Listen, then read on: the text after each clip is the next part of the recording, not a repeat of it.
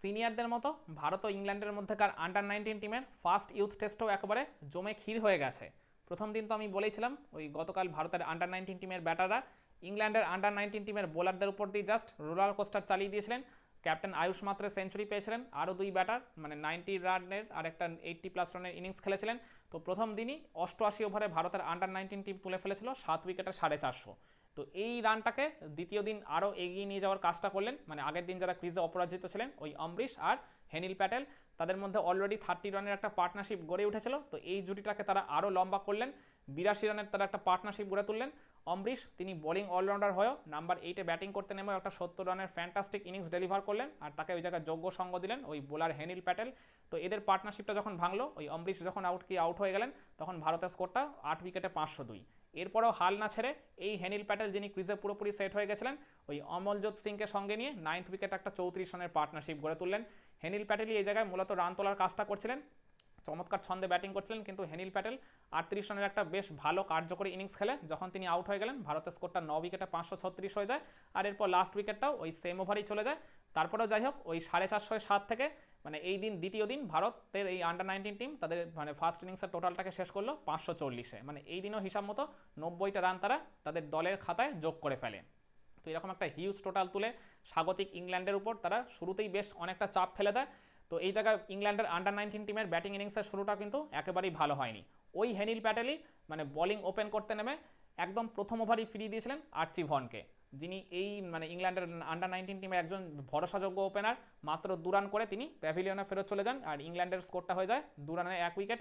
এরপর একটা পার্টনারশিপ গড়ে উঠেছিল ঠিকই, ওই মানে 35 রানের মতো তাদের এই লাইন আপের ক্যাপ্টেন হামজা শেখ আর নাম্বার 3-তে ব্যাটিং করতে নামা ডেনলির মধ্যে। মানে ভালো মতো এগোচ্ছিল, 10 ওভারেও তাদের স্কোরটা হয়েছিল 1 উইকেটে 37, কিন্তু 11 নম্বর ওভারে ওই মানে হেনিল প্যাটেল আবারও বল করতে এসে তিনি ফিরিয়ে দেন ওই ডেনলিকে। একটা চমৎকার ডেলিভারিতে তিনি ওই জায়গায় তার স্টাম্পটা পুরোপুরি ছিটকে দেন, 2 উইকেটে 37 হয়ে যায় ইংল্যান্ডের আন্ডার 19 টিমের স্কোরটা। এরপর বলতে গেলে একটা বড় পার্টনারশিপ গড়ে উঠলো মানে ওই হামজা শেখ আর ওই নাম্বার 4-এ ব্যাটিং করতে নামা রকি ফ্লিনটফের মধ্যে। যে রকি ফ্লিনটফ ওয়ানডে সিরিজেও দারুণ ফর্মে ছিলেন, তার ওই ভালো ফর্মটা তিনি এদিনও ক্যারি করলেন। 3rd উইকেটে ইংল্যান্ডের আন্ডার 19 টিমের হয় তারা একটা 154 রানের ম্যামথ পার্টনারশিপ গড়ে তুললো। আর যে জুটিটার উপর ভর করে কিন্তু মানে ইংল্যান্ড ওই জায়গায় 100 রানের গন্ডি টপকায়, তারপর 150 রানের গন্ডিও টপকে যায়, মনে হচ্ছিল 200 রানের গন্ডিটাও টপকে যাবে এরকম একটা অবস্থা। কিন্তু ওই জায়গায় আমাদের সবাইকে কিছুটা চমকে দিয়ে বৈভব সূর্যবংশী, হ্যাঁ ঠিকই শুনছেন, বৈভব সূর্যবংশী তার ওই চমৎকার লেফট আর্ম স্পিনের ওই ঘূর্ণির জাদুতে ফিরিয়ে দিয়েছিলেন মানে ইংল্যান্ডের এই লাইন আপের অন্যতম নির্ভরযোগ্য ব্যাটার বা তাদের ক্যাপ্টেন হামজা শেখকে। একটা চমৎকার ডেলিভারিতে তিনি ওই জায়গায় বড় শট খেলতে তাকে বাধ্য করলেন, আর ওই হামজা শেখ ওই হেনিল প্যাটেলের হাতেই ক্যাচ দিয়ে তিনি নিজের উইকেটটা খুইয়ে ফেলেন।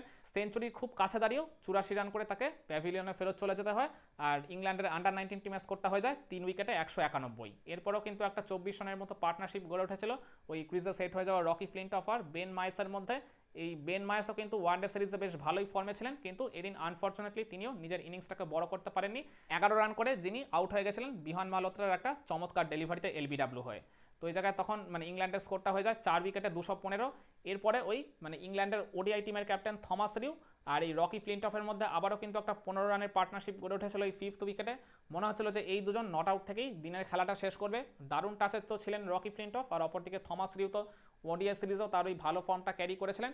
তো মানে একেবারে বলতে গেলে মানে দিনের খেলার লাস্টের ঠিক আগের ওভারে এই মানে ক্রিজে পুরোপুরি সেট হয়ে যাওয়া রকি ফ্লিনটফের উইকেটটা ওই জায়গায় চলে গেছিল, আর তাকে ফিরিয়েছিলেন ভারতের এই টিমের পেসার দীপেশ দিভেন্দ্রন।